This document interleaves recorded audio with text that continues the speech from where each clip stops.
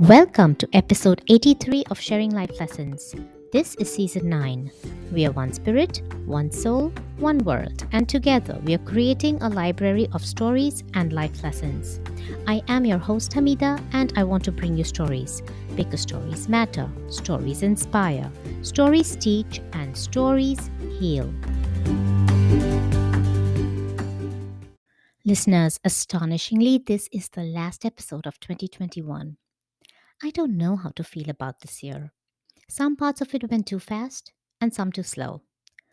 First, I give thanks because we are at season 9 of this podcast already, and I still can't stop having fun for bringing this podcast to you.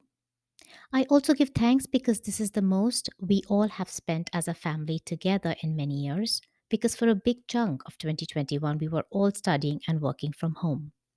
But on the other hand, I feel sad for the many lives of those we know and those we don't that were lost. I feel sad when looking back at the devastation COVID has caused globally for the past 2 years. But I look forward with hope. 2022 will be a new beginning, a year when we will see full global recovery and rising consciousness among everyone. When this rising consciousness touches us, then let us all rise with it. Remember, we are one spirit, one soul. Let's make sure no one is left behind. We will rise together as one world. Today, we are going to talk about intuition. What is intuition and how do we connect with it? To begin this episode, I have chosen to read to you the meaning of intuition as described very simply by our guest from the 46th episode of this podcast, Victoria Shaw.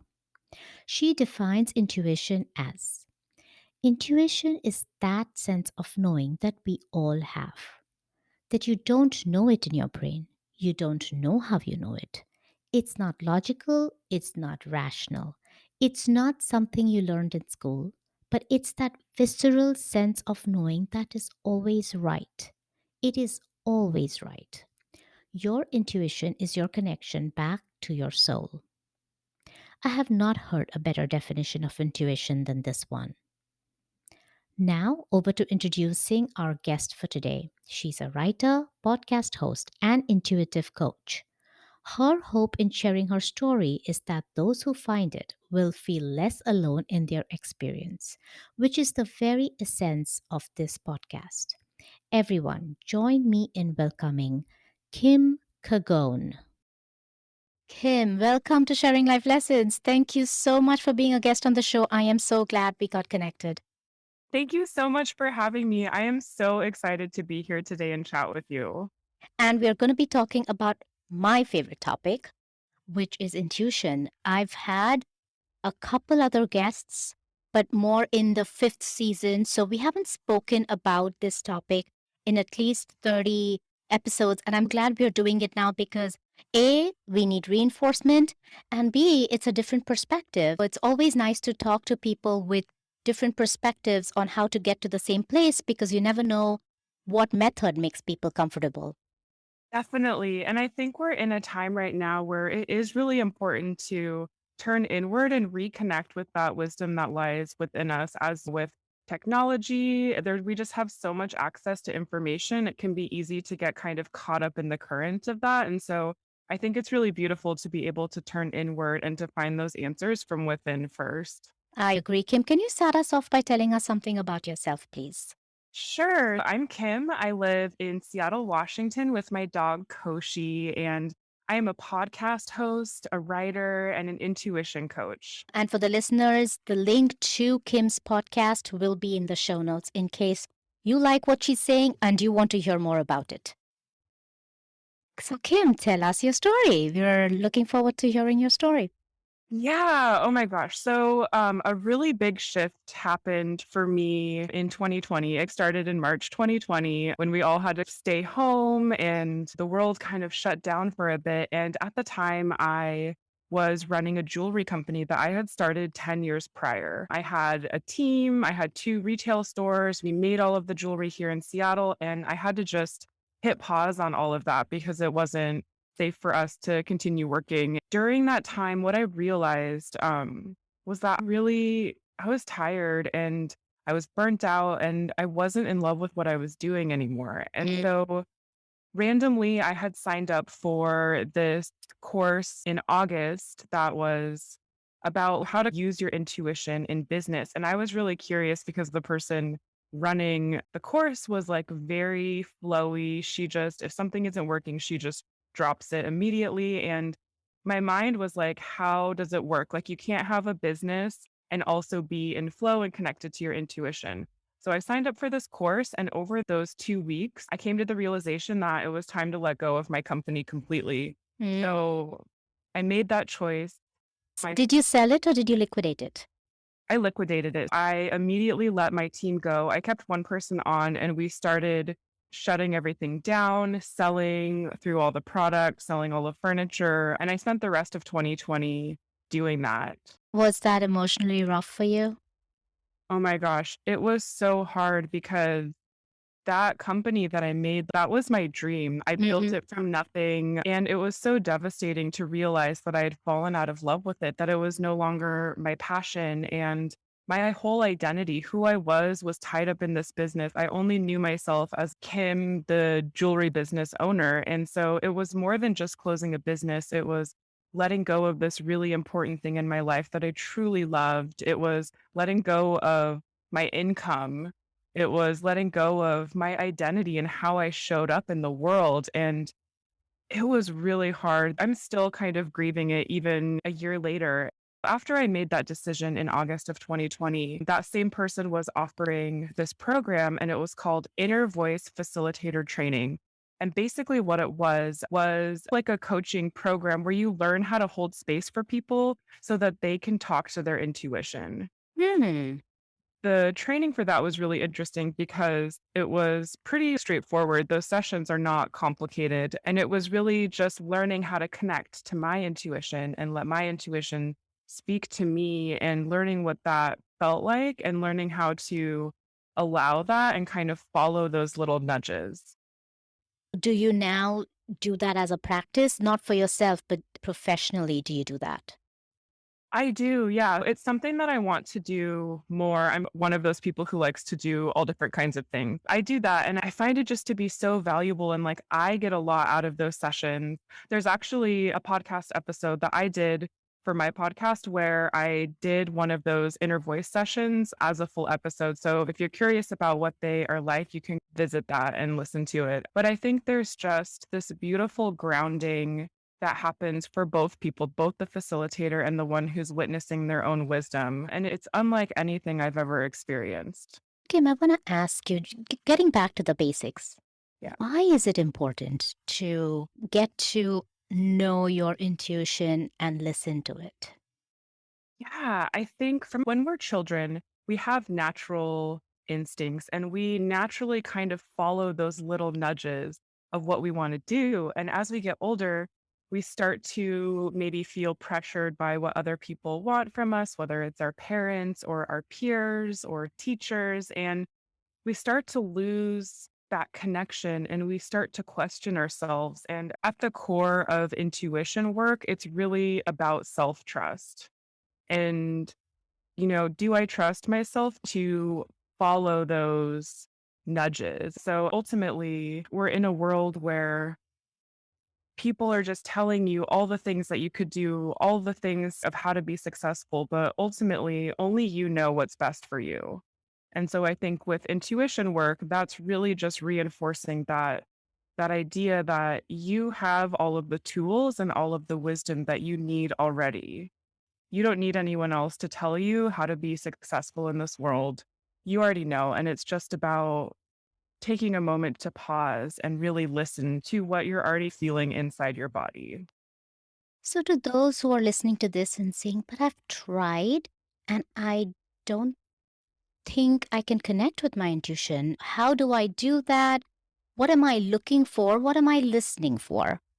Can you talk to them? For sure. When people want to get started with intuition work, it's often they're seeing those big changes. Like when I closed my jewelry company, that was terrifying. And what you need in order to make those big decisions is really to start small. Just sit with yourself and ask yourself, what is something that is really important to me that I want to do, but I'm not doing? And then just write it down and create a small goal. If it's writing, if you want to write more, you can say, like, it's really important to me. I want to journal for 5 minutes in the morning. Mm-hmm. And then show up for yourself and build that trust with yourself and say, look, I can set this intention, I can set this goal, and now I can do the other half of it and show up for myself and make that happen. And I think that building trust is really the first step. Okay. Tell us more. What else? Yeah. And so once you build that trust of like, okay, you've started small and you're like, I can get up in the morning and journal, and I've shown myself that that's important. And I really like writing and I want to do it even more. Then you can make more time for it.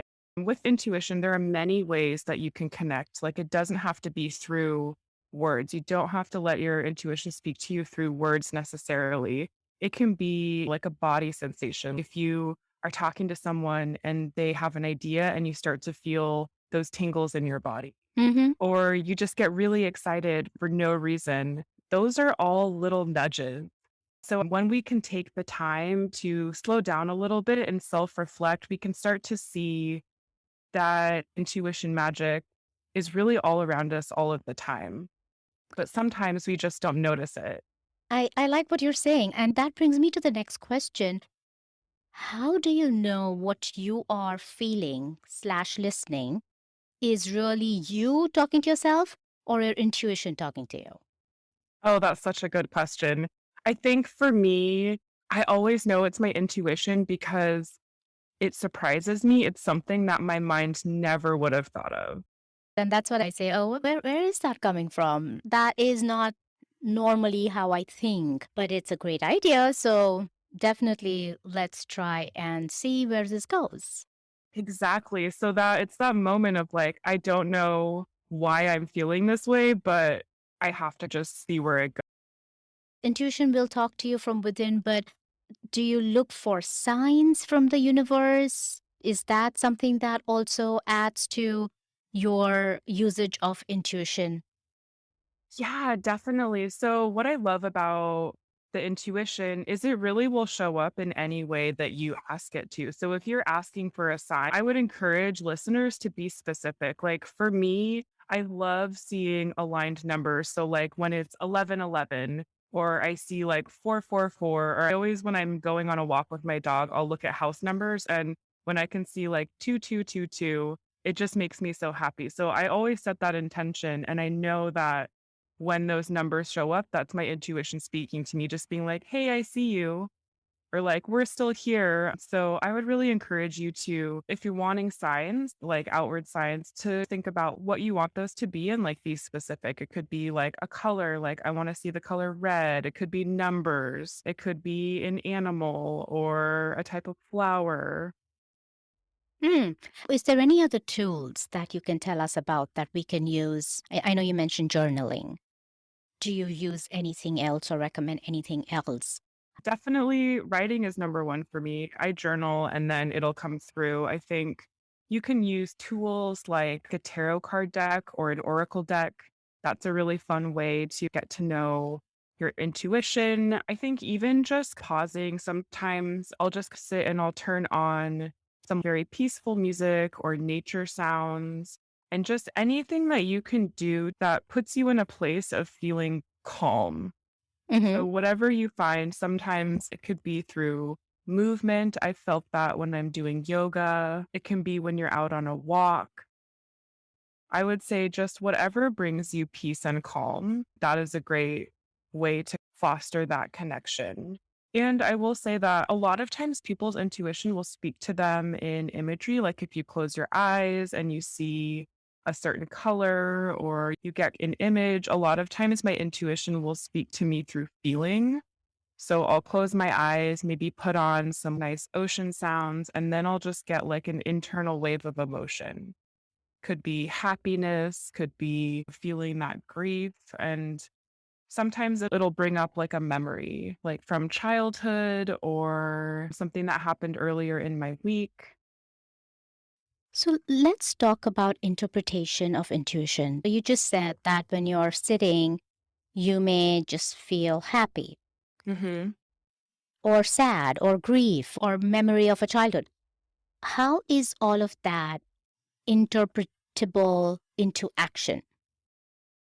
Yeah. So I think all of these things, step one is really just building that connection of, yes, it is clear to me that it is my intuition. And once you've gotten to that place of, you've started to journal or you're sitting in this quiet space and you're like, yes, I know what my intuition sounds like, looks like, feels like. I know that it's coming through now. I think the next step is just to listen to what it has to say. And you can start to ask questions. And I find that open ended questions tend to be more successful than a hard yes or no question. So I like to ask things like intuition, what would you like me to focus on today? Or how can I make today more joyful? And just starting to ask those questions about what can you do in the now moment and seeing what comes up and trying it. And I mean, it's fun to like experiment. You don't have to do what your intuition recommends, but sometimes it's really fun to let it just take you on a journey and just see what kind of day you have. And another thing, I wanted to share what happens when you don't follow what your intuition says. So let's say we'll go back to my jewelry company example, and my intuition led me towards closing it. What would have happened if I had said, no, I'm not ready? The intuition is really patient and there's no judgment and there would be no sort of like consequence. It would just be like, okay, you don't have to do that. But eventually, I think as time progressed, I would have become more and more miserable and would have come to the same conclusion anyway. That is such a powerful message that I need to repeat it. Your intuition will not judge you, and it is very patient. It is not going to look at you and say, come on already, how long do I have to wait for you to do this? And I also like your tip about asking your intuition specific questions. Yes, because I think oftentimes when we're in a place where we want a big change, like changing our career, leaving a relationship, relocating, when we ask those big questions without doing the previous work of fostering this connection and relationship with our intuition, it can be hard to trust what it says. And so I think all of these daily things really help strengthen your connection and your ability so that when it comes to the big stuff, you'll know that it's your intuition speaking and you'll know that it's for your highest good. And so, say I've done all the work and I'm asking these big questions and I don't get a response. What do I do? Do I continue asking every day till I get a response?